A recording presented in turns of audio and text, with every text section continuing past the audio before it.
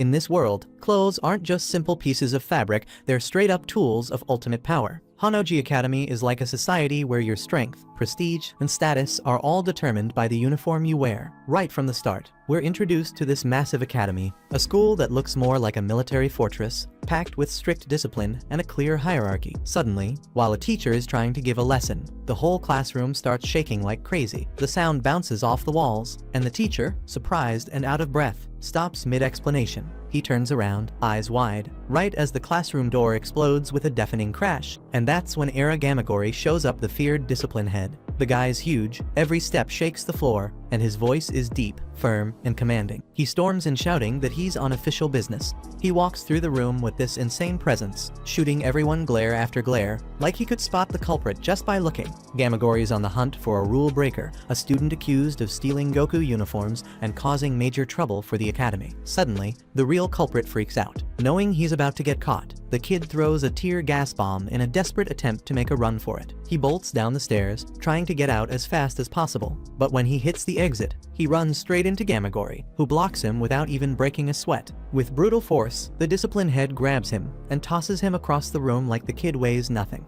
On the ground, already hurt, the kid still tries to fight back. In a panic, he grabs one of the stolen uniforms and quickly puts it on. Instantly, the uniform starts glowing intensely. Now wearing a one-star Goku uniform, the kid feels a surge of power rush through him and charges into a counterattack. He swings a full-on attack at Gamagori, putting all the power his freshly activated uniform gave him into it, but it's totally useless. The discipline head barely flinches, like he was hit by a weak breeze.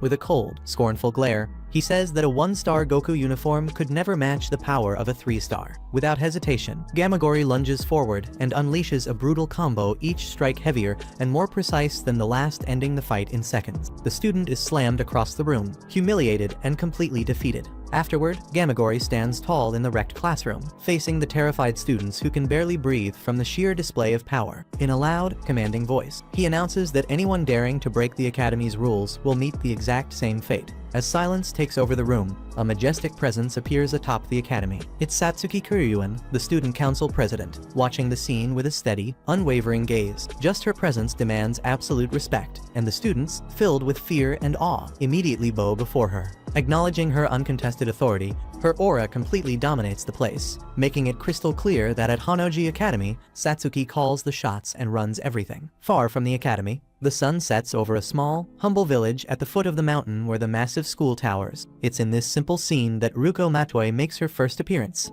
Her hair messy from the wind, eyes sharp and determined, and a ripped red jacket slung over her shoulders, she walks alone down a dirt road, carrying half of a giant scissor on her back, her mysterious weapon. She stops at a little fruit stand, digs some coins from her pocket, and buys a lemon. But before she can even take a bite, a kid comes running, bumps into her, and snatches the lemon, thinking it was a wallet, then bolts down the narrow alley. For a moment, Ruko looks confused, watching the boy vanish between the houses. Then a small smirk forms on her lips. She starts following him, calm and confident. No rush. The kid darts into a tight alley and stops suddenly when he realizes he's being followed. Inside, Ruko faces him and, with a teasing tone, asks if he was really that desperate over just a lemon. Furious, the boy calls his friends, and soon a small gang shows up, all holding makeshift weapons, pieces of wood, iron pipes, even rusty slingshots. They try to look intimidating, surrounding Ruko with shouts and taunts. But when they charge at her, Ruko reacts with insane speed. In a few swift moves, she disarms and knocks each of them down, showing strength and agility far beyond any normal person. Within seconds, the boys are on the ground, groaning in pain and totally beaten. Realizing they have no chance, they bow to her, panicked, apologizing. As she turns to leave, Ruko is caught off guard by an unexpected sight. The older sister of one of the boys storms in, furious, and gives him a proper lesson. She scolds him sharply, demanding he stop robbing people and start respecting others. Ruko stands still for a moment, silently watching. The scene surprises her. The same kid who just moments ago was cocky and bold is now cowering, taking a serious reprimand from his sister, who speaks with authority and genuine concern. For a brief second, Ruko reflects on what she sees before continuing on her way. Continuing her journey, Ruko heads toward the massive Honnouji Academy, the school she's been transferred to. But even before stepping inside, she comes across a shocking sight: the hanging body of the student who had faced Gamagori earlier. The message is clear and brutal: this is the fate of anyone daring to defy the Academy's authority. Later, inside the building, Ruko is led to her classroom and ends up sitting next to Mako Mankanshoku, the older sister of the kid who tried to steal her lemon. The two start chatting in the hallways, and Mako, always talkative and cheerful, tries to make her feel at ease. During their conversation, Ruko asks who the big boss of the school is, wanting to know who really runs things there. Before Mako can answer, they're interrupted by a sudden commotion. Everyone nearby instantly bows as Gamagori walks down the hallway. Silence takes over. Ruko watches the reaction, curious, and asks who that guy is. Mako, a little nervous, explains that Gamagori is the head of discipline, and that the uniforms worn by the student council members give whoever wears them extraordinary powers, basically making them untouchable. As Mako talks, a figure appears in the distance, descending the stairs with elegance and authority. It's Satsuki Kuryuin. Every student, without exception, bows in reverence, too intimidated to even look up. But Ruko doesn't move. She stays standing, her expression defiant. And as Satsuki approaches, Ruko steps forward and says, cool and firm, "I hear you're the queen bee of this school. I've got a question for you." The guards immediately attack Ruko, outraged at the audacity of the newcomer. They shout, demanding how she dares speak to the student council president like that. Ruko dodges their strikes with agility and counters firmly. Then she lifts the giant half-scissor she carries and points it straight at Satsuki, challenging her without hesitation. The students, shocked by the girl's boldness, watch silently. Many whisper among themselves, curious about the strange weapon she wields, a colossal, unusually shaped blade that shines intensely. Ruko, noticing everyone's attention, announces loudly that she's searching for the other half of the scissor, the key to uncovering the truth behind something much bigger. Satsuki, meanwhile, shows no surprise or fear. Her haughty gaze and cold expression hint that she might know this blade, or maybe even has the other half herself. Provoked by the president's attitude, Ruko lunges at her, trying to strike, but before she can reach her, Takaharu Fukuroda, captain of the boxing club and loyal subordinate of Satsuki, steps in. He blocks her attack with confidence and authority, declaring that no one can lay a hand on the president while he's around. Ruko tries to fight him, but quickly realizes the intensity behind Fukuroda's punches. She wonders where all that power comes from and finds out he's wearing a Goku uniform designed specifically for boxers, a suit that drastically boosts speed, stamina, and physical strength. Even knowing she's at a disadvantage, Ruko refuses to back down and fights with everything she's got. The fight, however, ends in disaster. Fukuroda brutally defeats her, tossing her to the ground. Exhausted and injured, Ruko tries to get up, but she's humiliated in front of everyone. Satsuki approaches, looking down at her with that superior glare, and Ruko, gasping for breath, asks if she knows anything about the scissor after all. The president seemed to recognize the blade from somewhere. Before Satsuki can answer, Fukuroda jumps in, cutting her off and saying Ruko isn't even worthy of speaking a word to Miss Kuryuin. Seeing the guards closing in to take her weapon, Ruko quickly retreats and flees, leaving the scene in chaos. Satsuki, clearly annoyed at Fukuroda's failure, shows her displeasure. She scolds him harshly for letting Ruko escape, and, more importantly, for not capturing the blade. Soon after, the Academy launches an investigation into the mysterious girl's identity and why she's even there. During a meeting, Satsuki reveals that Ruko's scissor is a weapon capable of cutting and neutralizing Goku uniforms, something considered impossible. Also, when she hears the name Matoi, she clearly recognizes an old, significant connection. It's then revealed that Ruko Matoi is on a mission of revenge. Her father was brutally murdered, and she believes the key to finding his killer lies in the other half of the scissor. Overwhelmed with frustration from the failure and weighed down by memories of her father, Ruko keeps walking alone, pondering her next move. Suddenly, the ground beneath her feet shifts and, without warning, opens up completely. Caught off guard, Ruko loses her balance and plunges into a free fall, swallowed by the darkness of an unknown place. In this dark, mysterious place, Ruko is suddenly attacked by something completely unexpected, a sailor uniform that moves on its own. The piece, alive and talking, aggressively approaches her, demanding that she wear it immediately and feed it her blood. Its voice is firm, almost commanding, and the uniform seems dead set on making her obey. As it tries to forcefully pull Ruko's clothes off, she panics, struggling and screaming. Confused to find herself facing a talking uniform. Terrified, she shouts, asking how this is even possible. But the uniform ignores her questions and presses even harder. Unable to resist for long, Ruko eventually gives in and puts it on. Instantly, a surge of power courses through her body, and the uniform glows intensely. The transformation is immediate. Ruko feels her strength skyrocket, as if every fiber of her being has been revitalized. Meanwhile, back at Honnouji Academy, Satsuki and her subordinates decide to act to capture her. Determined to lure her out, they take her friend Mako hostage. The girl is restrained in front of the crowd, defenseless and crying, about to be executed as punishment for associating with the outsider. But before the punishment can be carried out, a hooded figure appears among the spectators. Wrapped in tattered cloth from head to toe, Ruko charges forward with determination and leaps to rescue Mako, knocking down the guards in one swift move. The crowd erupts, recognizing the intruder from the last battle. Seeing a chance to reclaim his honor, Fukuroda charges forward, determined to finally take her down. Convinced Ruko is still weak, he unleashes a devastating flurry of blows, hitting the cloth that covers her. But to his shock, the attacks only tear the fabric, revealing Ruko's new uniform.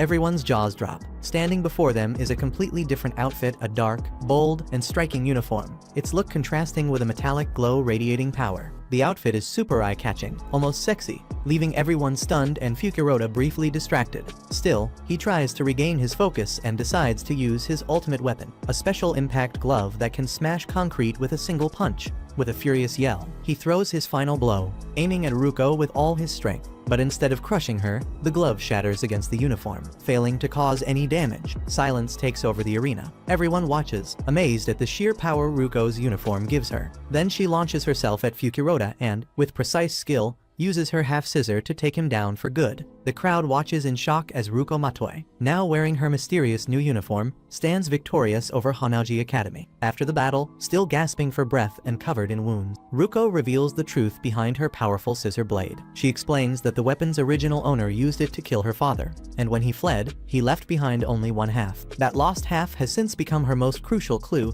the only lead that can take her to the person responsible. With anger and determination, Ruko raises the scissor in front of everyone and demands answers from Satsuki about her father's killer. Satsuki, calm as ever, studies the girl for a few seconds before speaking. In a cold, calculated tone, she says she knows exactly who Ruko's father was and possibly what happened to him. Her words infuriate Ruko, filling her with emotion. But her exhausted body and deep wounds from the fight with Fukuroda prevent her from pushing further. Staggering, she tries to resist, but is forced to step back. Satsuki watches confidently as she retreats, knowing that fate will inevitably bring her back to Honnouji Academy. Hours later, Ruko is found unconscious by Matero, Mako's younger brother. Seeing her passed out and covered in blood, he decides to help and takes her home. When Ruko wakes up, she finds an unknown man leaning over her, checking her injuries. Startled, she instinctively attacks him, yelling at him for being a pervert. Only then does she realize the man is Barazo Mankanshoku, Mako's dad. Barazo is kind of a shady doctor who works all improvised, using old tools and some pretty weird methods. With a messy, carefree vibe, he admits he patched up Ruko while she was out cold. Despite being totally eccentric and proudly claiming he's probably killed more patients than he's saved, Ruko realizes she owes her life to him and thanks him. From then on, the humble Mankanshoku family takes her in. Over the next few days, Ruko starts healing and getting used to the chaotic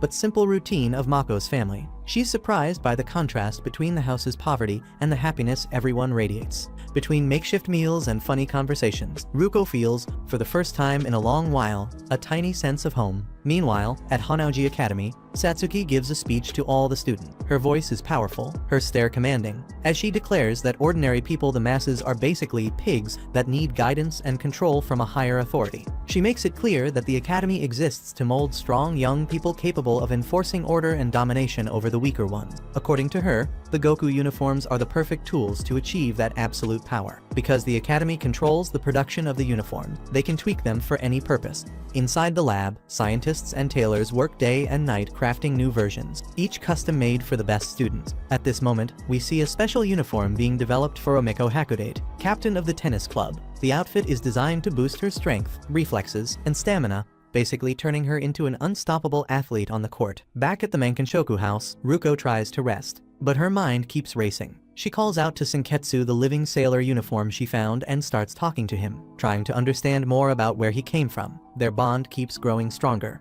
even though Ruko still doesn't fully get how it's possible. During their chat, she remembers the moment she found him in that dark, mysterious place. Back then, Senketsu had said that wearing him with her blood would awaken his true power. But now, he admits he doesn't remember anything before that encounter. The only memory he has is of the man who created him, a guy with a beard, an eye patch, and a white lab coat. Ruko freezes. That description matches her father perfectly, the same man whose murder she swore to avenge. A suspicion starts forming in her mind. Could the creator of Senketsu actually be her father? The next morning, Ruko wakes up to Mako screaming, totally freaking out because they're late for school. The two of them dash through the streets, trying not to miss class. When they reach Honnouji Academy, they're immediately bombarded with a crazy rain of tennis balls, launched violently by Omiko Hakodate, the tennis club captain. Mako was part of that club, but she'd skipped class the day before because she nearly got killed during the attack on Ruko. Pissed about Mako's absence, Omiko decides to punish her cruelly and unfairly, not even listening to her side of the story. Seeing her friend in danger, Ruko jumps in front to protect her, letting Mako escape the torture field. By doing that, Ruko directly challenges Omiko's power and status at the academy. The captain activates her special uniform and starts raining an insane volley of tennis balls at Ruko. Ruko tries to call Senketsu for backup,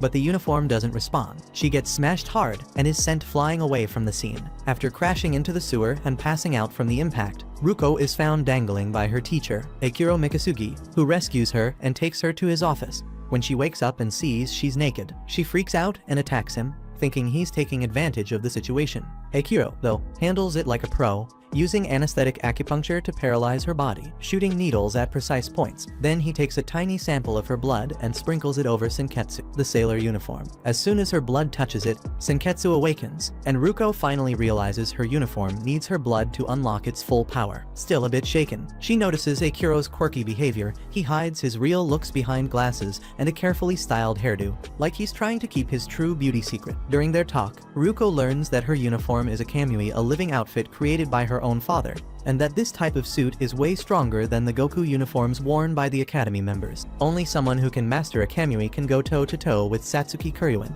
Intrigued by how much her teacher knows, Ruko starts suspecting who he really is. Before letting her go, Akiro shows his support and trust by giving her the Seki Teko, a device that lets her feed blood to Senketsu faster and more easily, making it easier to activate during battle. Determined and pumped up, Ruko heads back to the tennis club to challenge Omiko again. This time, she's armed with her kamui's power and the new accessory. As she arrives, a storm of tennis balls rains down, but she's ready, cutting each one precisely with her scissor blade in sharp, agile movements. However, after slicing through all the balls, Ruko is instantly disqualified by Sanejama, one of the four greats and a major figure at Honnouji Academy. He says her actions broke tennis rules, and even though she was only defending herself, she can't be considered the winner in a match that follows proper sport regulations. The girl feels confused and frustrated by the decision. To her, fighting by instinct was natural, especially when someone she cared about was in danger. Mako, trying to defend her, loudly claims that Ruko could beat Omiko, even in a fair tennis match, which deeply offends the captain. Fueled by pride, Omiko turns the insult into a challenge and officially proposes a match against Ruko,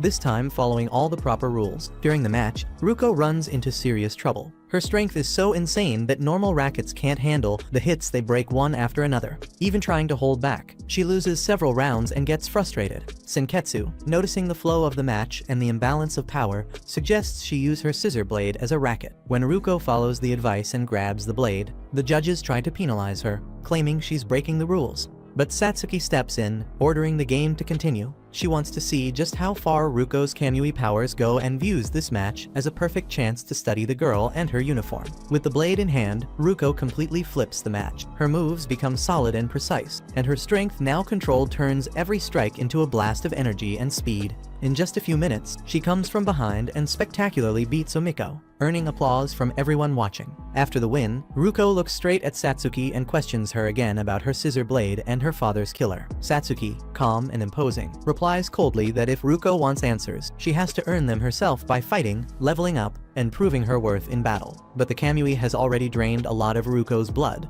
leaving her weak and exhausted. Without the strength to go on, she's forced to retreat. Satsuki watches her carefully as she steps back, and though she shows no emotion, a mix of curiosity and a growing desire to defeat her sparks inside. The power of Ruko's uniform earns both respect and ambition from her. As a child, Satsuki Kuryuin got her own kamui uniform, a special outfit meant to be worn at her future wedding. Her kamui was called Jonketsu, meaning purity. Even back then, Satsuki already had a firm and determined personality, and she was annoyed to find out Ruko had a similar kamui, and worse, that Ruko had used it way before her. Meanwhile, Ruko Matoi stays focused on finding answers about her father's murder and the true power of her uniform, Senketsu. During class, she can't focus, her eyes fixed on her teacher, Akira Mikasugi, still suspicious of who he really is. When the class ends, she follows him quietly down the academy's hallways, trying to figure something out. Turning the corner, Ruko notices that he's disappeared without a trace, like he just evaporated into thin air. A few seconds later, Mako comes running up and asks what she's doing there,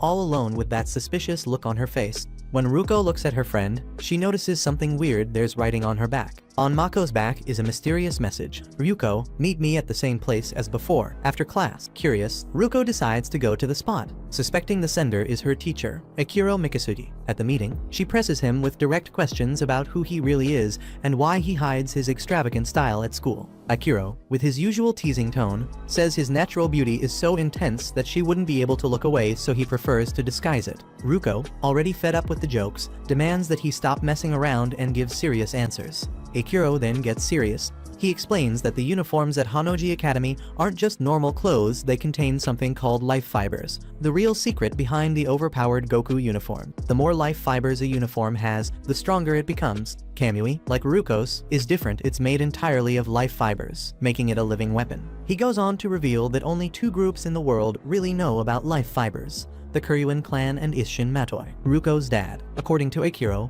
the stars on each uniform indicate how many life fibers it contains. A 1-star uniform has about 10%, 2 stars, 20%, and so on. The teacher expresses his disdain for the Kuryuin clan's absolute control, whose goal is to dominate life fibers and keep the secret strictly for themselves. He adds that one possible reason Isshin Matoi was killed was exactly that the clan tried to take the Kamui for themselves and erase any evidence of its creation. Akira then drops a huge bomb. Isshin Matoi entrusted him with Senketsu before he died, asking that one day the uniform be given to his daughter. Ruko realizes that finding Senketsu in that mysterious place wasn't a coincidence, it was carefully planned by her father. Still confused, Ruko keeps asking questions. She wants to know if Akira is sure Satsuki Kuryuin was behind her father's death. He says he can't be 100% certain, but guarantees that Satsuki is deeply involved. Ruko, irritated, then asks why her uniform is so flashy and revealing. Akira, smiling, says the design is the result of good taste from Isshin Matoi himself, which completely infuriates Ruko. Meanwhile, at Honnouji Academy, the scientists keep running experiments with the life fibers, trying to upgrade the Goku uniforms and boost the students' power. But during testing, they hit a dangerous limit. Once a uniform hits 50% life fibers, it becomes unstable and impossible to control, turning whoever wears it into a total monster. It just shows how insane life fibers are capable of giving strength beyond human limits. But not everyone can handle or absorb that power. Only the most determined or the craziest can survive that kind of energy. Meanwhile, Satsuki Kuryuin is watching Ruko's progress from afar. Annoyed that someone else woke up and used a Kamui before her, she feels it's finally her time to claim what she thinks is hers by right. Striding confidently in front of her subordinates, she heads to a sealed room deep inside the academy, where the sacred uniform Junketsu has been kept for years, like a forbidden relic. Her officers try to stop her, warning about the danger of wearing something even the scientists feared. But Satsuki doesn't hesitate. She cuts her own finger and drips a drop of blood onto the dormant uniform. Instantly, Junketsu springs to life with a blinding flash, sending waves of energy that shake the ground.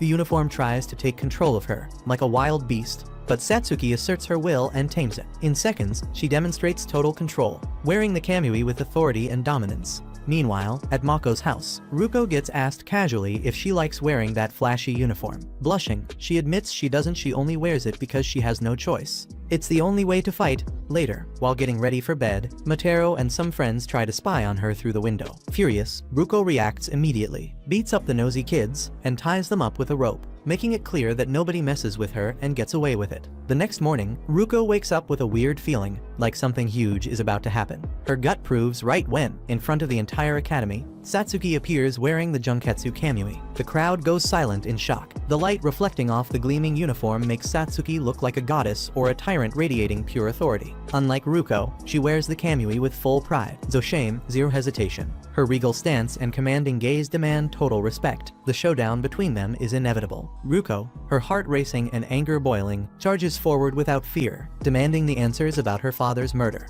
The fight explodes with intensity, blows slam against each other, and the uniforms hum with living energy. At first, Satsuki totally dominates, showing off the crushing power of Junketsu, and making the difference between them crystal clear. But, on the brink of defeat, Ruko hears Mako's excited voice from the bleacher, shouting for her not to be shy and to fight with everything she's got. She says that to truly master the Kamui, Ruko has to accept it, fully fight in perfect sync with it. Those simple, sincere words spark something inside Ruko. She finally realizes that Senketsu isn't just a weapon, it's a partner. Once she accepts that bond, Ruko stops resisting the uniform and gives herself over completely. Instantly, Senketsu's power fully awakens, unleashing a brand new force from her. The air vibrates, red energy flames expand, and the fight, once uneven, suddenly becomes balanced. Two opposing forces, Junketsu and Senketsu, clash with devastating intensity, marking the start of a legendary rivalry. Gamagori declares firmly that Ruko coming to school in pajamas is a mortal insult to Honnouji Academy's discipline. But Mako jumps in immediately, loudly defending her, saying it's perfectly normal to wear pajamas, and even teasing Gamagori, asking if he sleeps in a uniform. Without hesitation, Gamagori replies that he sleeps completely naked. Mako, shocked and amused, jokes that he's going to catch a cold if he keeps that habit. In the end, Gamagori lets Ruko's pajama thing slide, and the group moves on to face the day's challenges. On the way, Gamagori begins doubting Ruko's abilities, questioning whether she can really make it through all the obstacles without her uniform. Still, Ruko shows full confidence. She clenches her fist, stares down the path ahead, and doesn't hesitate for a second. The challenge begins. Ruko and Mako launch into a desperate race against time, determined to reach the school before the final bell. Right at the start, most of the other students fall into the first deadly traps scattered along the way, but Ruko manages to navigate the dangers with precision, cutting a path with her blade and helping Mako keep up. Looking up, they see Gamagori cruising effortlessly toward the academy in a private cable car. From above, he smirks with superiority, teasing, "See you at school." In the middle of the chaotic path, they run into Mako Agur, a seemingly injured girl pleading for help to make it to the school. Feeling pity, Ruko and Mako decide to team up with her, facing the dangerous route together. The three dash side by side, dodging mine streets, runaway cars, and violent attacks from fully armed sports club members. During the race, Ruko complains, frustrated, that if she were wearing her Senketsu uniform, she would have breezed past all these obstacles by now. Meanwhile, the Mankanshoku family, as clumsy and chaotic as ever, tries everything to wash and deliver Senketsu back to Ruko. Her dad, Barazo, ties the uniform to the car and speeds through the city streets, desperately trying to catch up with them before the school bell rings. Finally, they track down Ruko, who's hanging from one of the deadliest obstacles on the course. In a tense moment, her friend Mako accidentally slips and falls, but in the process, she pulls Ruko's pajamas down, exposing her completely in front of everyone. Barazo, driving the car at top speed, and Matero, witnessing Ruko getting exposed, get completely distracted and lose control of the vehicle. The car crashes violently, throwing Mako's dad across the road. Stunned and hurt, Barazo passes the responsibility of getting the uniform to Ruko to his son, who immediately hops on his bike and speeds off, followed by their loyal dog. Meanwhile, Ruko, Mako, and Mako keep tackling the hellish course full of traps and obstacles. In the chaos, Mako spots pieces of cheese scattered on the ground. Without thinking, she follows the trail like it's a food clue. But it's all a trap. A pie gets launched straight at them, hitting Ruko square in the face. Even exhausted, and without Senketsu's power, Ruko shows her strength and courage, saving her friends multiple times and facing each challenge head-on. It's clear how much stronger she is than the others, even without her uniform. Soon after, Matero finally catches up. He approaches with the uniform in hand, ready to give it to his sister. But just as he's about to, history repeats itself. Mako slips again and accidentally yanks Ruko's pajamas down, exposing her once more. Shocked, Matero loses balance, falls off his bike, and ends up in an accident almost identical to his dad's. Injured and on the ground, he hands the mission off to the last available member, the family dog, Guts, who grabs Senketsu with his teeth and takes off running after the girls as fast as he can. The course is still long and dangerous. With time running out, Ruko and the others realize there's no way to reach the academy on time by the normal route. That's when Mako comes up with a bold idea: hijack an armored bus to cut corners. To make it happen, Mako throws herself in front of the bus, pretending to be hurt. The driver jumps out to check on her, and Ruko, acting on instinct, knocks him out with a quick strike. Mako jumps into the driver's seat and guns it toward the school gates, smashing through the barriers at full speed. The alarm sounds, and a hail of gunfire rains down on the armored bus. They're officially breaking the rules. Determined to fight back, Mako grabs a machine gun inside the vehicle and starts firing, laughing and shouting as chaos erupts all around. Suddenly, a missile hits the bus dead on, sending it flying through the air. The three are hurled toward the outskirts of Hanoji Academy. Covered in dust and gasping for breath, they realize there are only 15 minutes left before classes start. Bruised, battered, and exhausted, the trio celebrates among the wreckage, convinced that somehow, against all odds, they made it on time. But that's when the betrayal happened. Guts, the small and brave dog, finally reaches Ruko, carrying Senketsu in his teeth, determined to complete his mission. However, before he can deliver it, he's intercepted by Mako, who strikes him mercilessly and tears the kamui from his jaws. Revealing her true face, Mako shows that it was all an elaborate trap. She is, in fact, the head of the trap division of Hanoji Academy, responsible for designing the entire deadly course. Her plan from the start was to use Ruko and Mako as bait to recover Senketsu and, with the power of the kamui, defeat Satsuki Kuryuin and take her place as the supreme leader. With a cold, confident smile, Mako puts on Senketsu and tries to activate the uniform's power. At first, the kamui responds, reacting to her shamelessness and intense desire to fight, but when she attempts to attack Ruko, the uniform suddenly locks up, refusing to obey. Surprised, Mako struggles to force Senketsu's power, but nothing happens. In that instant, Ruko lunges at her, furious. In a swift move, she reclaims Senketsu and puts it back on, trying to turn the situation around. A hidden mechanism activates, violently flinging Ruko and Mako back to the start of the course. Even defeated, Mako laughs, declaring that even if she couldn't steal the uniform, she at least delayed them. The platform they're on begins moving toward the starting point, pulling them rapidly away from the academy. Ruko, furious, threatens to attack Mako again, but before she can reach her, Mako runs to the edge of the platform, jumps into the air, opens a parachute, and escapes through the smoke. Time is running out, only 5 minutes remain. Exhausted, Ruko and Mako race down the path at full speed, determined not to be late. Looking up, they spot one last opportunity. The cable car used by Gamagori is still operational. Without hesitation, Ruko points her blade at the operator and forces him to accelerate the vehicle to its maximum speed. With just 1 minute left, they hop on the cable car and shoot toward the academy. From above, Mako, still drifting with her parachute, watches the scene, believing her plan was a success. But her relief is short-lived. As soon as she lands, Ira Gamagori appears before her, blocking her path with a stern gaze. He stares at her and, with an imposing voice, questions the absurdity of her plan. Trying to betray Miss Satsuki was far beyond her capacity and position. Mako's expression crumbles into despair in the presence of the head of discipline. Realizing her defeat is total, she realizes her credibility is gone. Neither the academy nor Gamagori would ever accept her back. Meanwhile, Ruko and Mako arrive triumphantly, or rather, explosively. The cable car crashes through the classroom window, hurling everyone against the walls. The teacher, completely bewildered, shouts Ruko's name.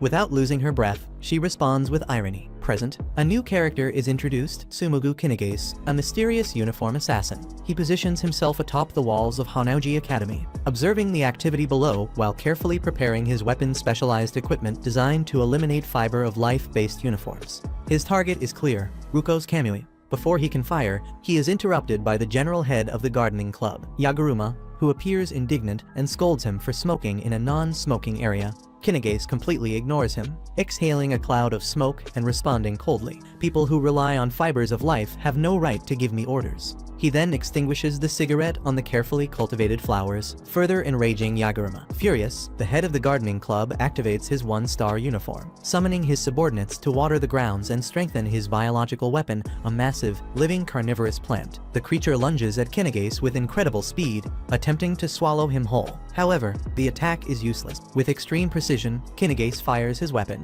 launching energized needles capable of neutralizing fibers of life. Within seconds, both the plant and Yaguruma's uniform are destroyed, and the club leader falls defeated. Calmly, Kinigase collects his weapons and surveys the field, muttering, "Parasites, all of them." Kinigase stares coldly at the head of the gardening club, who is still trying to resist despite having been defeated. With an impatient look, he simply tells the man to get out of the way, for he hates being interrupted. His voice is cold and authoritative, and without another word, he moves toward his next target. Meanwhile, Ruko Matoi appears at another point in the academy, completely enraged, demolishing the biology club. The group had been conducting cruel and suspicious experiments on humans, and among the victims was her friend Mako, captured and restrained in one of their tests. The club master attempts to confront her, confident he can defeat Ruko with his biological abominations. However, he barely has time to react. Ruko strikes with her giant scissors, tearing through the ground and knocking everyone around her to the floor. She demonstrates significant improvement in controlling her weapon,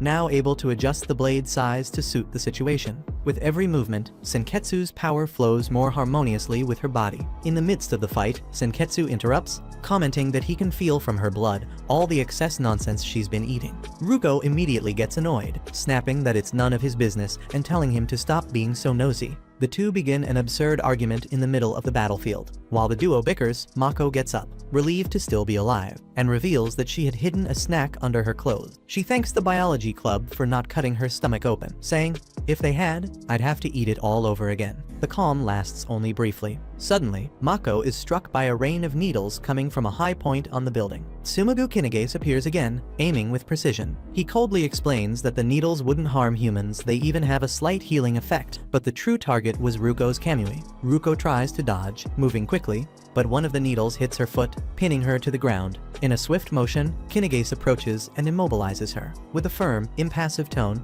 he orders her to remove the uniform immediately. Enraged, Ruko calls him a pervert, but he denies it seriously, saying he has no improper intentions, he only needs to eliminate the Kamui. Ruko struggles, but she's completely trapped, powerless to free herself. Kinegase glares at her and repeats, "Remove that uniform, or I'll do it myself." As he is about to press the trigger of his weapon, a precise needle strikes his hand, jamming his finger at the exact moment. Akiro Mikasugi emerges from the shadows, observing with his usual confident smile. Kinegase, irritated, steps back and coldly declares that he will return the next day and next time, he will strip Ruko no matter what. Akiro calls Kinegase to a remote bar, a quiet place dimly lit by weak lights, where they can talk calmly about what happened. The atmosphere between them is tense. While Kinegase remains serious, Akiro tries to convince him that Ruko could be more than just a threat. He explains that, although her uniform is dangerous, she could become a valuable ally. After all, they share the same goal, to stop Satsuki Kuryuen and the plans of the Honnouji Academy.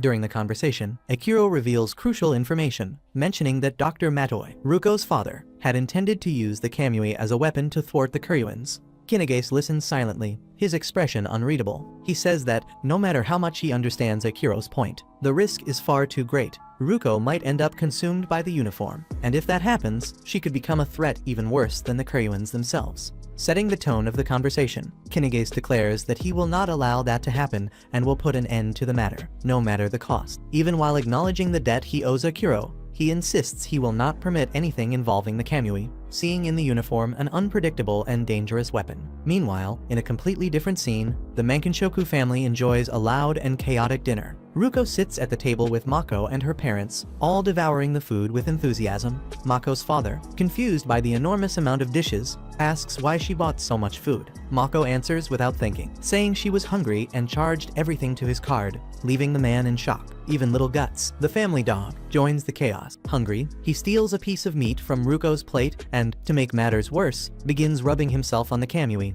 making Ruko completely lose her patience. Meanwhile, Kinegase prepares to act again. In another part of the city, Honnouji Academy begins to investigate him more thoroughly. Reports reveal that he is part of the Anti-Uniform Guerrilla, a secret organization that directly combats the combat suits produced by the Kuryuens. Additionally, they discover that his weapon is made from a material specially designed to destroy uniforms Goku. When the information reaches Satsuki, she remains calm. She understands that Kinegase's true target is not her subordinates, but the Kamui Ruko wears. Even so, Jakuzer steps forward, offering to eliminate both, arguing that Ruko destroyed the biology club and deserves punishment. The next morning, Ruko gets ready for school. As she puts on her shoes and adjusts her uniform, a new argument breaks out with Senketsu. He insists it would be safer for her to leave him at home, claiming that without the Kamui she would attract less attention and face a lower risk of being attacked. Ruko, on the other hand, complains that she can't just go unarmed, never knowing what she might encounter at the academy. The tension between the two continues, each defending their point of view, as the sun rises and a new day of confrontations approaches. Meanwhile, Mako's family watches through the crack in the door, completely bewildered by the scene. They see Ruko arguing alone, gesturing and shouting, unaware that she's being observed. Mako's parents exchange worried looks, finding the situation somewhat strange. Trying to defend her friend, Mako steps between them and says that even if Ruko seems odd, that doesn't change the fact that they need to accept her as she is. After a heated and provocative discussion, Ruko finally convinces Senketsu to come along. Reluctantly, the Kamui yields, accepting the risk. Before leaving, Ruko tells Mako to go ahead, assuring her she will catch up. In truth, she decides to wait for Kinegase. knowing he will soon appear for the decisive confrontation. As expected, Kinigase appears at the school entrance, emerging from a cloud of smoke and launching bombs directly at her. The explosions light up the courtyard, and the two engage in a fierce battle. Ruko dodges with agility, managing to withstand the initial attacks while countering with precise strikes. However, the fight is unexpectedly interrupted. The head of the gardening club reappears, now accompanied by 3 masters of the Rakugo club and the horde of 100. As chaos engulfs the school entrance, Jakuger observes everything from a balcony inside the main building. She had ordered the intervention of the clubs simply to test Ruko and Kinigase's performance. For her, it would be boring to personally defeat them so quickly. Additionally, Jakuger wants to analyze Ruko's fighting patterns, gathering valuable information that could make Satsuki Kuryuin's future victory easier. While Jakuger orchestrates the confrontation from afar, the battle between Ruko and Kinigase rages into the interior of Honnouji Academy, destroying everything in its path. Kinigase had prepared several traps in advance, and despite all her strength, Ruko begins to feel the strain of the battle. The area turns into a true ruin, broken walls, smoke everywhere, and Senketsu already showing signs of exhaustion. At a certain point, unable to continue, he abandons Ruko, disappearing suddenly. Alone and vulnerable, Ruko barely has time to react when Kinigase bursts through a window, delivering a powerful kick that sends her flying into the girl's bathroom. Kinigase approaches slowly, observing the fibers of the kamui still reacting on her body, clearly impressed by the power of the living outfit. With a serious expression, he orders Ruko to take off the uniform, claiming it's for her own good. Ruko immediately refuses, calling him crazy and preparing to fight once again. Kinigase, however, stands firm. He says that uniforms and humans are natural enemies, and that a woman had already died believing otherwise. His words carry a tone of pain and memory, revealing that behind his coldness lies a tragedy driving him to destroy everything related to the life fiber. Kinigase fires at Ruko,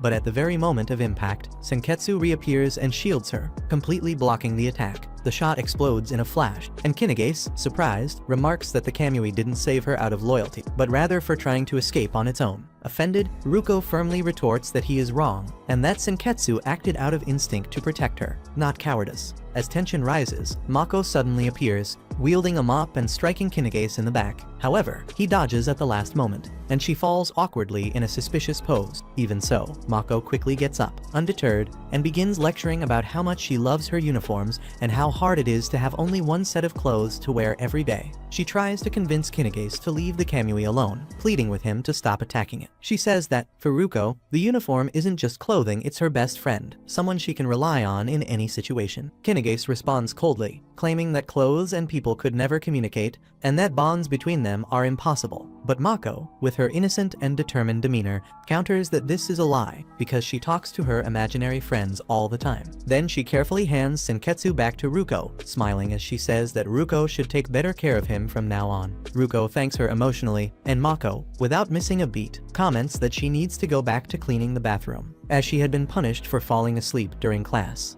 As she leaves, Kinigase once again threatens Ruko, ordering her to hand over the kamui. But before either of them can move, Senketsu speaks directly to Kinigase, its voice echoing firmly and menacingly. It tells the man not to lay a finger on Ruko, or he will deeply regret it. Kinigase is shocked, completely surprised to realize that the uniform truly possesses its own consciousness, capable of protecting and communicating with its wearer. At that moment, Jakuger appears, observing the scene with a teasing smile. She comments that Kinigase's pace is far too slow and announces that she will take control of the situation herself. He orders him to hand over the kamui immediately. However, Kinigase refuses, saying he would never give anything to the Honnouji Academy, and takes advantage of the distraction to escape along with Ruko, taking her to a safe location. Later, after a complete analysis of the battle, Satsuki examines all the collected data and identifies patterns of behavior and combat. She thanks Jakuger for understanding her true intention during the confrontation and for following her orders precisely. Meanwhile, Ruko awakens on a sofa, completely exhausted and covered in bandages.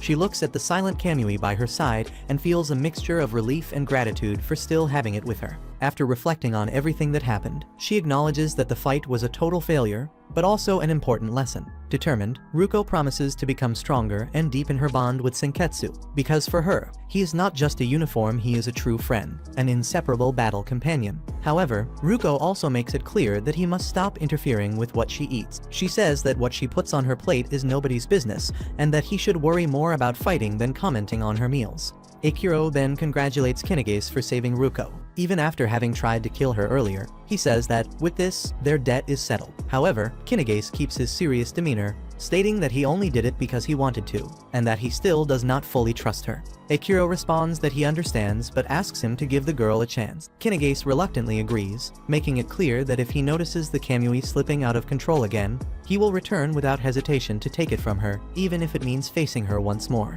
Meanwhile, Ruko confronts Professor Akiro, threatening him with suspicion. She believes he is involved in the same scheme as Kinegase, since she discovered a photo of the two of them together. After being attacked, Ruko had asked Matero to investigate any clue about who Kinegase really was. Since he knew all the alleys and streets of the city well, the task was not difficult. However, Ruko did not expect the search to reveal Akiro alongside him. Cornered by her suspicions, Akiro admits that he and Kinegase are part of the same organization, although they have different objectives. He explains that, paradoxically, it was thanks to Kinegase's interference that the bond between Ruko and Senketsu strengthened, making them more synchronized than ever. Trying to calm the atmosphere, Akiro once again leans on his extravagant and flirtatious behavior, theatrically removing his shirt as he speaks, which only makes Ruko even more irritated. He tries to convince her that all of this is part of a bigger plan, a trial by fire necessary to test the true potential of the Kamui. According to him, now that Satsuki also possesses a Kamui, Ruko must learn to fully master hers,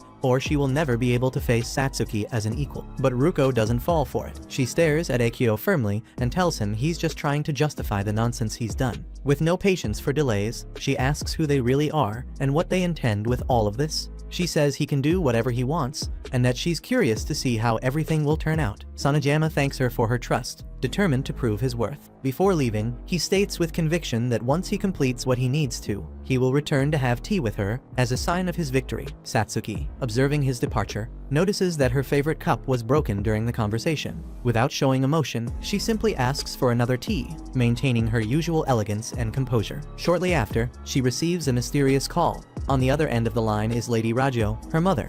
Rajo speaks in a calm but authoritative tone, questioning the fact that Satsuki is wearing her kamui. Even from a distance, the weight of Rajo's presence is evident, and Satsuki, though proud, shows respect and caution in her response. Meanwhile, at school, Ruko is challenged by Uzu Sanejama, leader of the Kendo Club and one of the Big Four of Honnouji Academy. The invitation for battle arrives right after class, and Sanejama's name sparks curiosity and tension among the students. Jakuger, upon learning of the duel, regrets not asking Satsuki for permission before acting. Irritated, she asks Gamagori where Miss Kerwin is. He replies that Satsuki will not attend the fight, believing it is not worth her time. Jakuger does not immediately understand his meaning, but Gamagori's serious look hints at a reason behind it. When Ruko arrives on the battlefield, everyone stops to watch. She states that, since she was summoned by one of the Big Four, she could not refuse the duel. Sanejama, with a confident gaze, goes straight to the point. Without hesitation, he activates his 3-star Goku uniform. Ruko observes the transformation, impressed by the power emanating from him,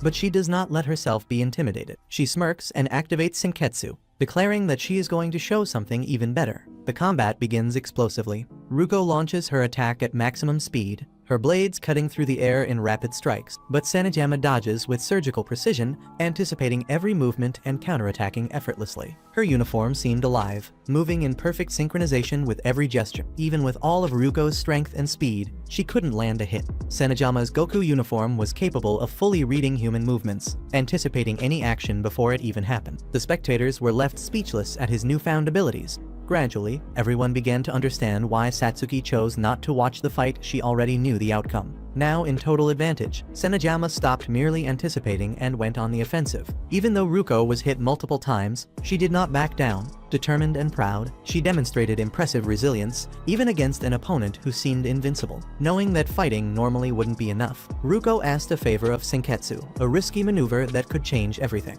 Attempting a new attack, Ruko deftly dodged, but part of Senketsu was cut in the process. The fragment of fabric, propelled by the strike, flew straight into Sanejama's eyes, covering his vision and blinding him momentarily. Ruko took advantage of the opening without hesitation. With a swift spin, she struck him decisively, ending the fight. Even defeated, and with his uniform rendered useless, Sanejama tried to continue fighting, but fell to his knees, bringing shame upon the Big Four. From a distance, Akiro observed the battle and commented thoughtfully that relying too much on a single skill is always a mistake, a lesson Sanejama learned the hard way. Later, back home, Ruko appeared ironing Senketsu, taking care of him with attention. The uniform, now patched up, said it was enjoying the sensation, and Ruko smiled, relieved that her plan to blind Sanejama had succeeded, even grumbling that it didn't like being cut. Senketsu admitted that it felt good. Ruko, amused, replied that she was compensating it for the damage, doing so with a certain pleasure, almost like a ritual of partnership between the two. Matero, Mako's brother, watched curiously and commented that Ruko was talking to the uniform again.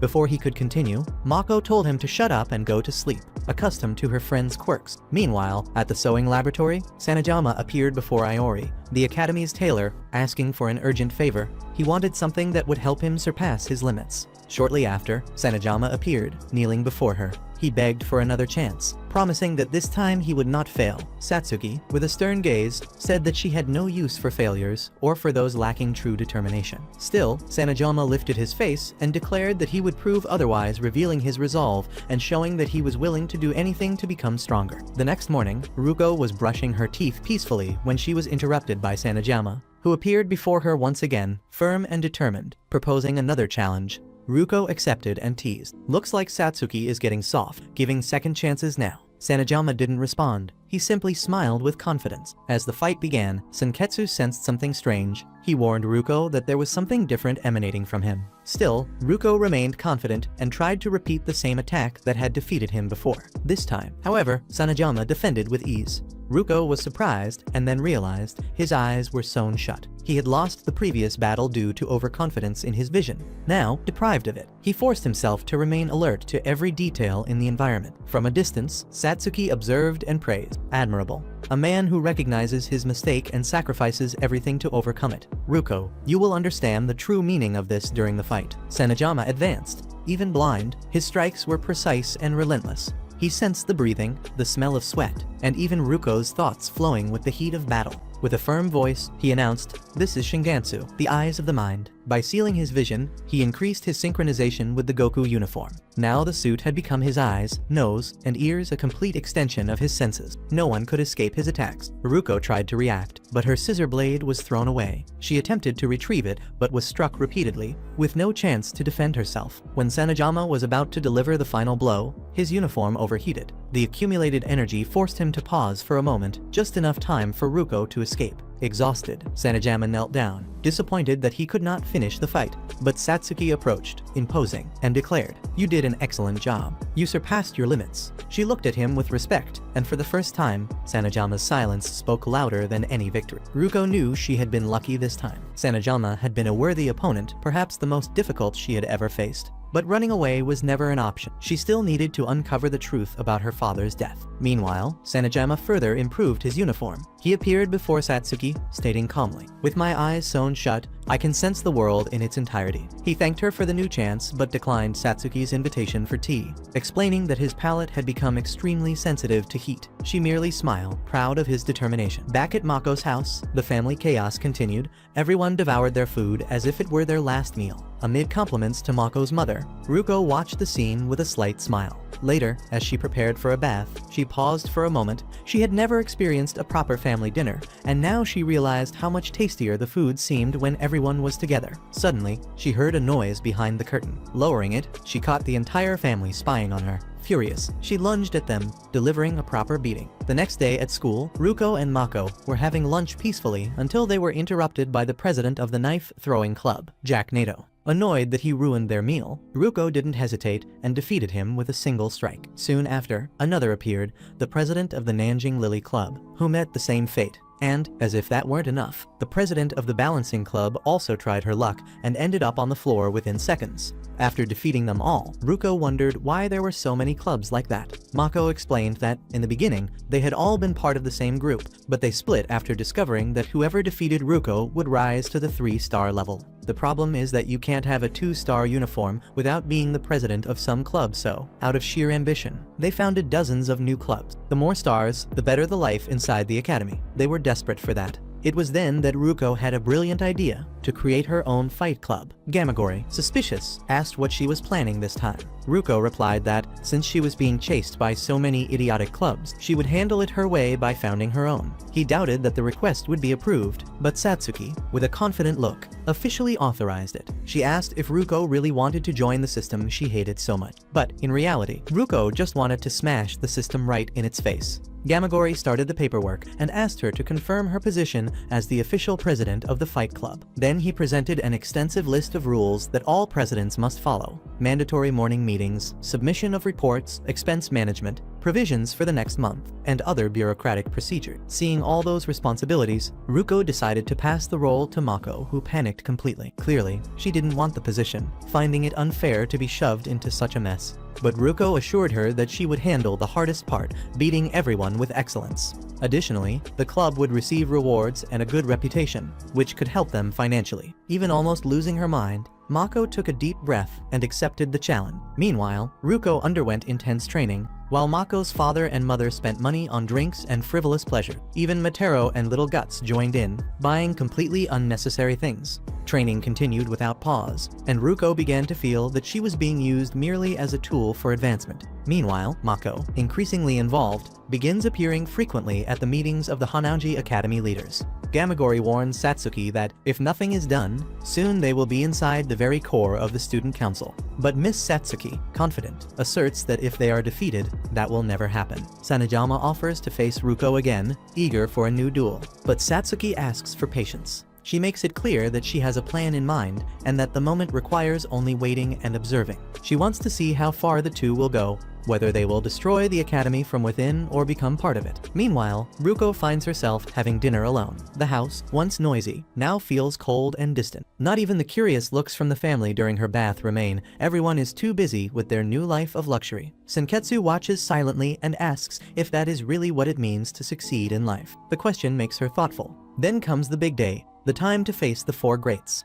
Mako, excited, says that if they win this battle, the Fight Club will officially become part of the student council. Once again, she dreams of wealth and recognition. But what she did not expect was Ruko backing out at the last moment, tired of the hypocrisy and the direction everything had taken. Seeing the hesitation, Satsuki offers Mako a way out. She gives her a Goku uniform and proposes a simple yet cruel challenge. All Mako has to do is fight Ruko. By defeating Ruko, Satsuki states that she will maintain the luxurious life that Mako's family has acquired, and as a reward, grant her a 3-star Goku uniform. Mako clearly does not want to return to the slums or lose the comfort she has come to know. Without thinking twice, she dons the uniform, torn between hesitation and greed, and prepares for battle. From the top of the tower, Akira watches the scene and wonders if they will truly fight each other. The members of the student council are shocked by Satsuki's dirty game, who watches everything calmly with a look of satisfaction. Meanwhile, Mako launches her attack, filled with a kind of energy she had never felt before. Ruko tries to convince her to stop,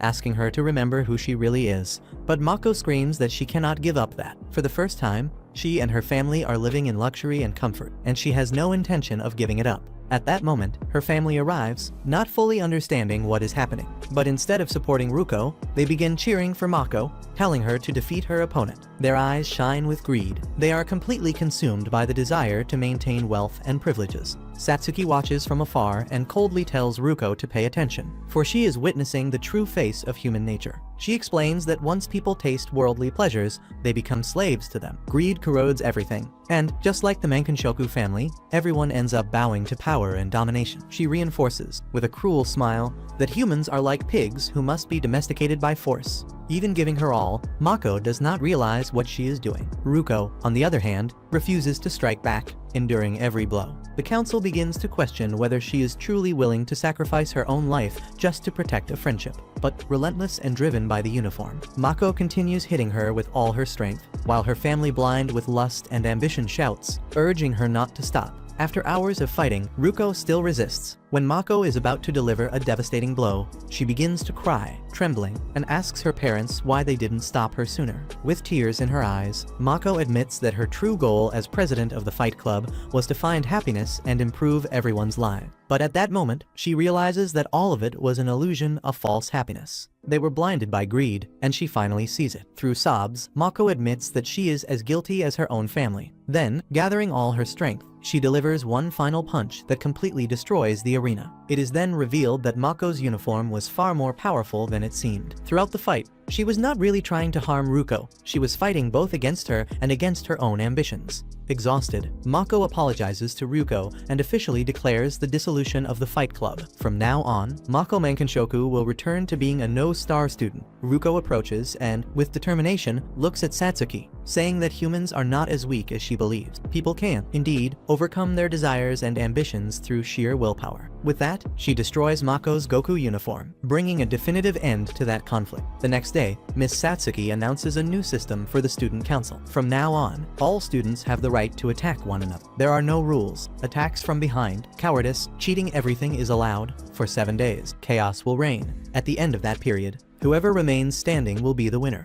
These survivors will receive new Goku uniforms as part of a new natural election system. To protect themselves, the council creates a barrier made of life fibers, impenetrable even to Senketsu. Akiro observes from afar and comments that even Ruko would be unable to breach that defense. Meanwhile, the city plunges into confusion. Satsuki, safely isolated at the top, watches everything unfold, which deeply irritates Ruko. The student council president is taking the game to the extreme, destroying the very system she herself created. With the start of the retribution elections, the student council members split up, and chaos engulfs the entire city. Students fight everywhere, turning Honouji into a battlefield. On the other side, Matero, ever the opportunist, comments that he'll wait until everyone tires out to grab the wallets of the defeated. Determined, Ruko borrows Barazo's motorcycle and prepares to set off. Before she can leave, Mako appears and says she wants to come along. She grabs Ruko so tightly that she even suffocates Senketsu. During the ride, Ruko asks if Mako plans to fight in the elections, but Mako replies that she won't after all. She's a no-star and has nothing to lose. Still, she wishes her friend good luck. The two head toward Ruko's old house, now a completely burned-down mansion.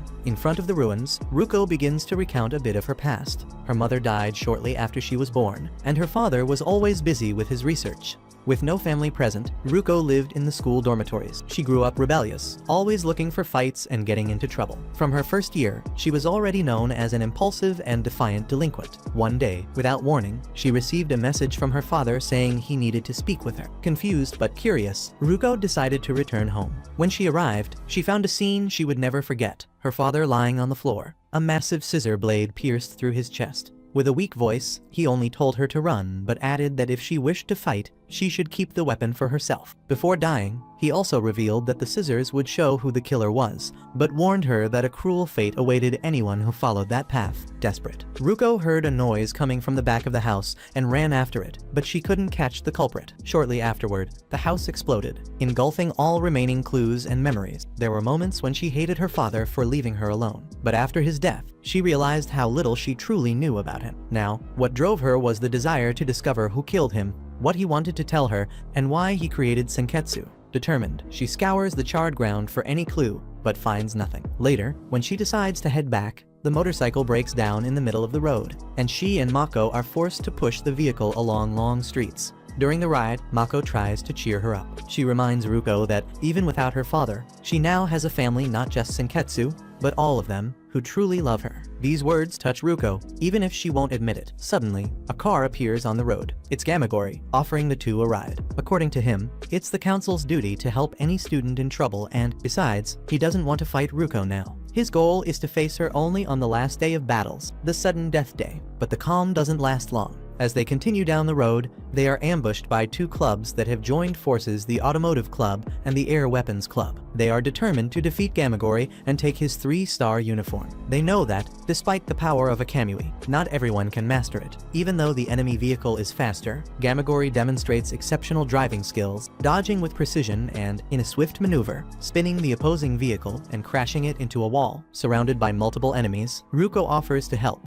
but Gamagori firmly refuses, saying he will handle everything on his own. Immediately afterward, he transforms, revealing the power of his Goku uniform, demonstrating absurd resilience. With an almost masochistic tone, he asks to be punished, claiming to be a bad boy, and with each shot he takes, he becomes even more exhilarated. The more excited he gets, the stronger his body becomes.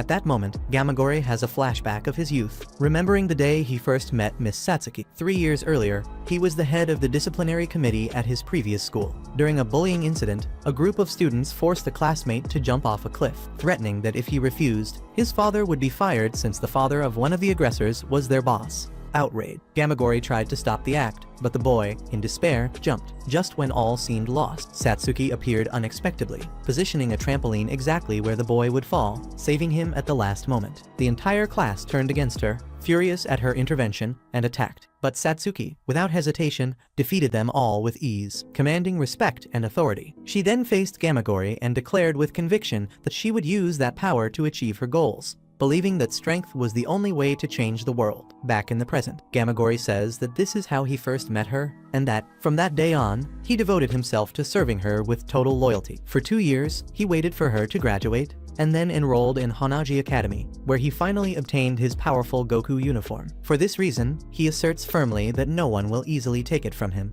Curious, Mako asks how old he is, and Gamagori proudly reveals that he is an incredible 20 years old, even though he appears much older. Impatient with the lack of progress, the enemy clubs increase the power of their shots and accelerate their attack, trying to pierce his defense. But, to everyone's astonishment, he shows no pain, only pleasure. Gamagori moans and asks to be hit harder, leaving Mako completely confused and calling him perverted. He, in turn, just smiles and corrects her. He isn't perverted, he is entertained. As soon as he reaches maximum power, all the energy accumulated in the uniform is released at once. The impact is devastating. Gamagori obliterates all enemies around him with a single strike, using the full power of his regalia whip, the supreme form of his Goku uniform. When the battlefield finally calms, he places Mako and Ruko in a safe location, ensuring that neither of them is in danger. With a determined look, Gamagori approaches Ruko and says he will find a worthy place for their battle, refusing to fight just anywhere. At the end of the 7 days of chaos, the few surviving students now must face each other in the sudden death election.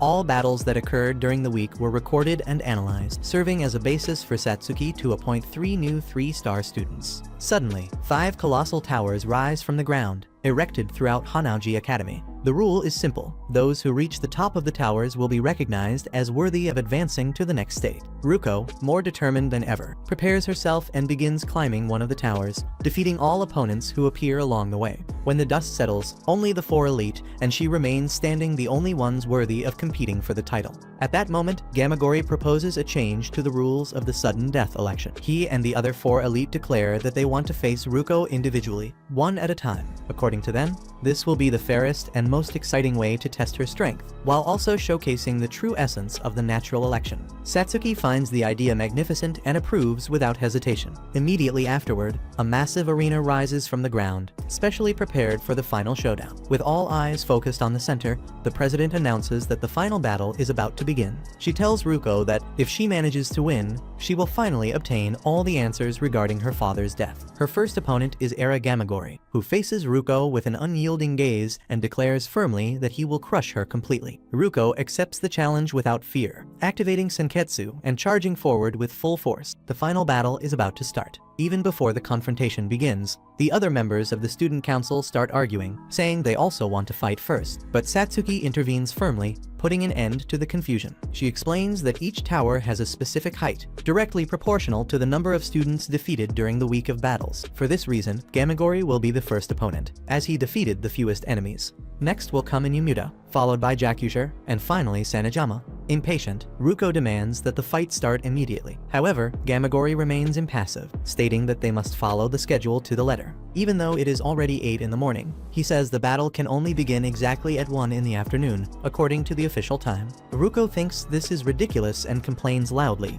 but Gamagori responds with his usual rigidity. This is discipline. Respecting the rules is what maintains order. As tension rises in the arena, an announcement spreads throughout the entire city. Loudspeakers and screens broadcast the grand event. The final battle between the Hanaji Academy's 4 elite and Ruko Matue will begin soon. Everyone is invited to witness this historic confrontation. At the Mankinshoku house, Barazo refuses to miss the show no matter what. He tells Matero to find a TV, and the kid, desperate, actually finds one only to discover the set is totally empty inside, with no parts or working screen. With no other option, they run to the nearest electronics store, determined to watch the fight no matter what. Meanwhile, Mako offers Ruko some tea, trying to calm her down before the battle. Right after, Akiro shows up in his usual theatrical way. With a smile, he says Ruko's gotten herself into quite a mess this time. Mako, all hyped up, asks if he's come to cheer her on too. He answers, half joking, that, technically, yes, and before Mako can react, he paralyzes her with a needle, leaving her frozen for a moment. In a dramatic move, Akiro takes off his glasses and activates his pretty mode, shining like the spotlights on him. Then he turns to Ruko and says seriously, "Give up fighting the Big Four. They're on a totally different level from the club presidents you fought so far." Ruko doesn't seem scared, and the tension rises as the match time gets closer. Akiro warns again that facing all four of the Big Four back-to-back is basically suicide. But Ruko doesn't flinch. She stares him down and says he knows nothing, so he should keep his opinion to himself. She says she'll only listen if he explains everything, starting with why her father died. Akiro hesitates and, after a short silence, admits he can't reveal that information. Irritated, Ruko cuts him off without mercy. "Then shut up and just watch. Senketsu and I are going to take down Satsuki right here and pull the truth out of her with our own hands." To end the conversation, she adds, "Oh, and make Mako normal again. Talking to her is way better than talking to you." Akiro just sighs, resigned, as Ruko heads off determined toward the battlefield. Finally, the scheduled time arrives. Ruko walks toward the arena, her uniform billowing in the wind. With a serious expression, she tells Senketsu to focus completely on the fight, because the opponent they're about to face is no ordinary foe.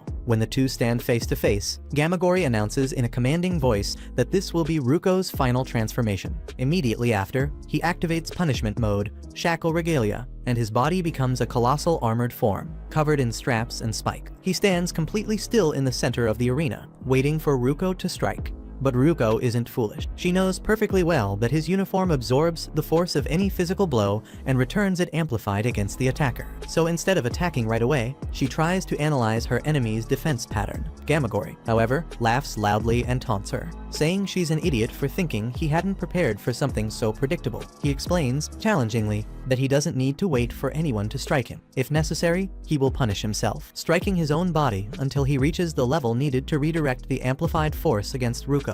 And true to his word, he begins brutally whipping himself, striking his own body with his colossal whip. Each impact releases an intense energy that shakes the ground. Shockwaves hit Ruko, pushing her back repeatedly, forcing her to resist. She knows she can't leave the arena under any circumstances, or she will be disqualified immediately. Even feeling the pain of the lashes, Ruko stands firm, searching for an opening. When she finally counterattacks, she notices something worrying. The surface of Gamagori's uniform contains no life fibers, which prevents Senketsu from cutting or absorbing energy. This means her strikes have no effect. To cause damage, she would need to pierce the uniform and reach the inner layer, where the fibers actually exist, but Gamagori absorbs every attempt with brutal efficiency. The fight turns into a pure battle of endurance, with Ruko struggling just to stay standing. Meanwhile, at home, the Mankinshoku family watches everything on television. Mako's mother, confident and excited, declares with full conviction, "Ryuko can't lose. She ate the meal I prepared, and no one is defeated after eating my food."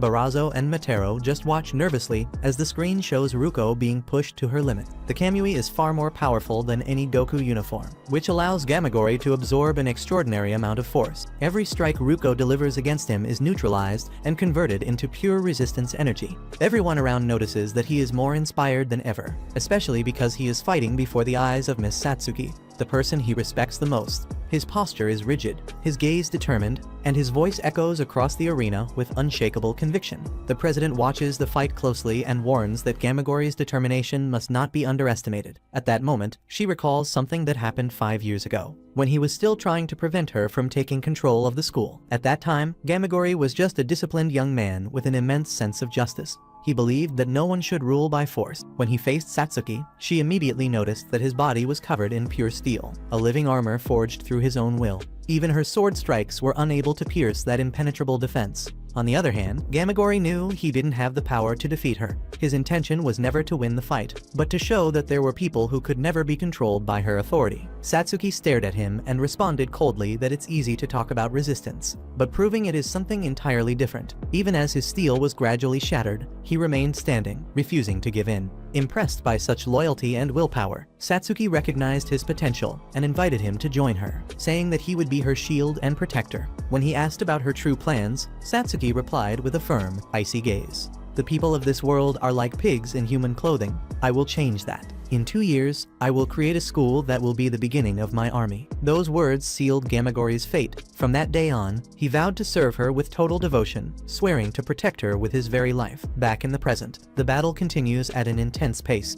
Ruko pushes herself to the limit, striking relentlessly, but Gamagori remains unshaken. He raises his whip and declares, his voice echoing throughout the stadium, "I am Miss Satsuki's ultimate shield. Here and now, I will crush you." Furious, Ruko shouts back, "Crush me? Hell no. I won't lose to anyone." Gamagori smiles faintly, not pausing his assault, and retorts, "Fighting driven only by personal vengeance makes you weak. You will never be able to defeat Satsuki, or any of the 4 elite." His words hit Ruko like a direct blow, but she only clenches her fists tighter, determined to prove him wrong. Even as she is nearly thrown out of the arena, Ruko barely holds on, digging her nails into the ground and bracing herself with the weight of her body. Gasping for breath, she declares with conviction that even in such a dire situation, giving up is never an option. She resumes her relentless assault, fully aware of the consequences. Each strike is absorbed and returned with even greater force. Gamagori withstands it all, but the impact begins to warp the ground beneath his feet. Amidst the tension, he loses emotional control and starts mocking Ruko,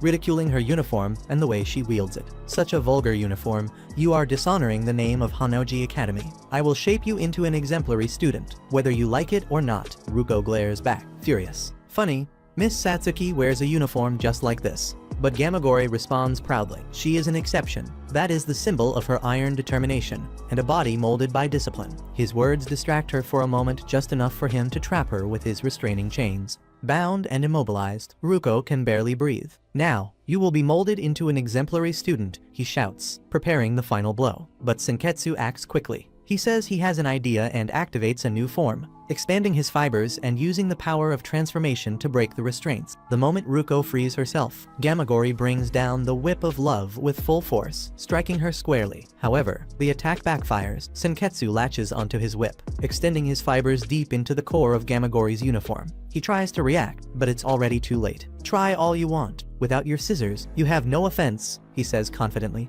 Ruko then smiles and replies, "Really? Then look closely." She reveals that she had embedded multiple blades within Senketsu, turning him into a fully offensive armor. The blades pierce Gamagori's uniform from the inside out, breaking all his protection and draining his life fibers. Defenseless, and without enough energy to maintain the regalia whip, Gamagori falls to his knees, completely defeated. From the stands, Satsuki watches silently. Her eyes narrow, and she comments coldly that Gamagori's determination had turned into arrogance, and that disappoints her. As the crowd erupts and cheers over the victory, Ruko breathes a sigh of relief and thanks. "Thanks, Senketsu. You were brilliant this time," he responds, playfully. "It's not brilliance, it's teamwork." The audience explodes into applause as Ruko lifts her head, ready for the next challenge. Ikuro comments that Ruko has finally adapted to the battle conditions, perfectly mastering the synchronization between herself and Senketsu. Embarrassed, Gamagori kneels and admits that the fight was a complete disaster, feeling that he failed as Miss Satsuki's shield. In a desperate act, he prepares to take his own life in the name of honor.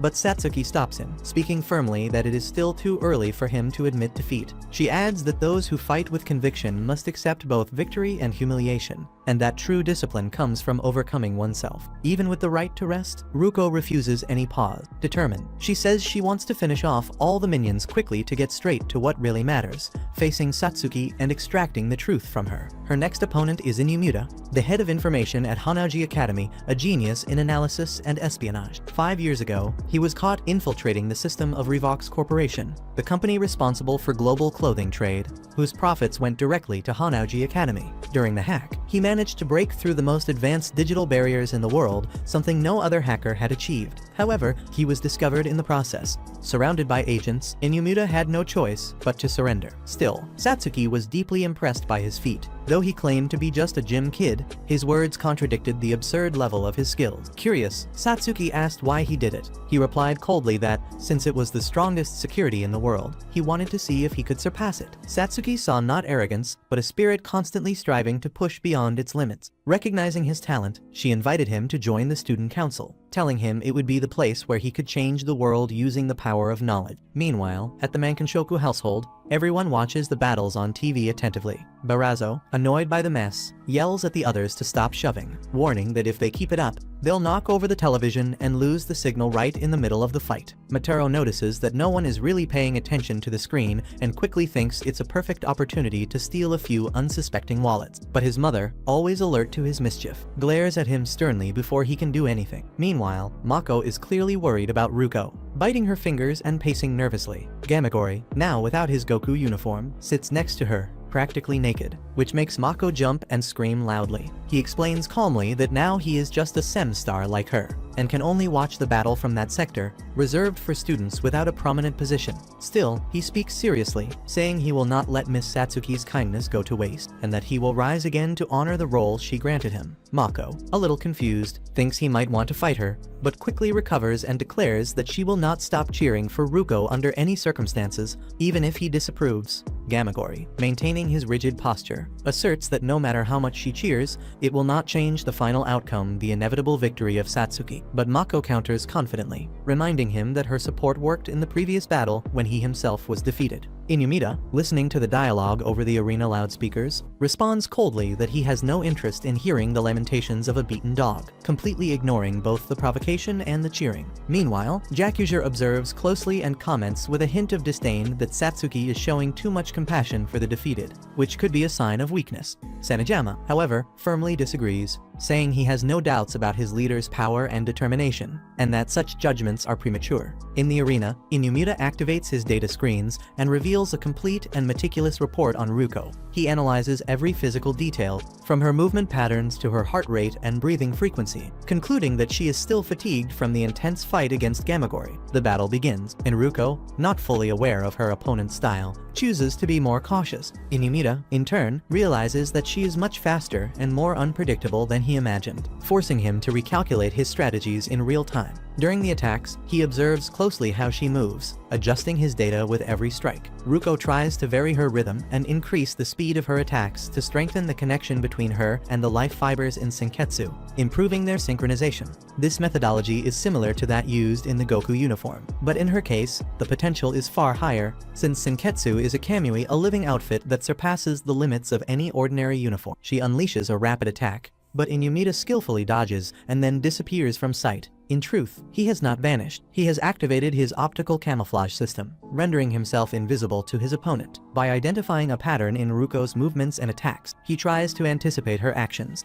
Realizing this, she understands that she needs to act unpredictably, completely outside logic and calculation. Then, she does something she had never attempted before. She channels the power of Senketsu and uses the uniform to release a wave of energy that engulfs the entire arena at once. Even without seeing her opponent, the impact strikes Inumida directly. His data processing collapses, and he realizes that he can no longer calculate anything. Aware that continuing could damage his precious information, he decides to surrender in order to preserve his data. With that, Ruko claims another victory. Now it's Jakuzur's turn to enter the stage. She appears with confidence and a provocative smile, showing that she is far more prepared than Akiro had imagined. Meanwhile, the owner of the television starts demanding an outrageous fee to allow everyone to watch the fight. The audience, outraged, initially refuses to pay. However, after noticing the intimidating look of his son, they change their minds and agree to contribute. Mako, who had dozed off, wakes up and notices that Inumida has also been defeated. Surprised, Gamagori notices Inumida's athletic outfit and asks why he is dressed that way. The hacker explains that, since the loser of the battle must hand over the Goku uniform, he simply improvised ordinary clothing,